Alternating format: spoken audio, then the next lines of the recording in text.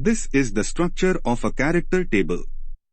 Here, we can see that this is the point group of the molecule, which is octahedral here. These columns represent the symmetry elements under the octahedral point group, applying which produce the indistinguishable molecule. And the symmetry elements are grouped into classes. For example, there are 6 C4 elements.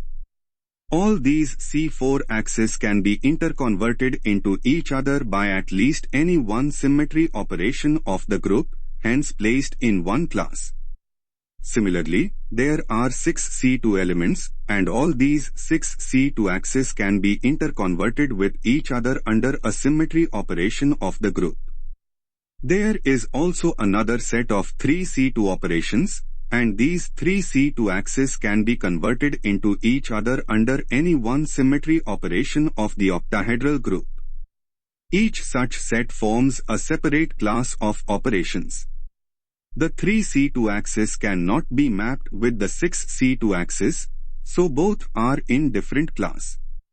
Now, on this side of the table, we have symbols such as A1G, A2G, EG, T1G, T2G, and so on.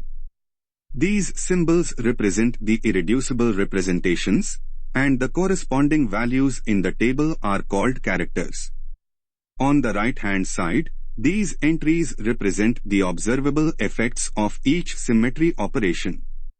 They describe how a particular object or function changes under a given symmetry operation of the same point group.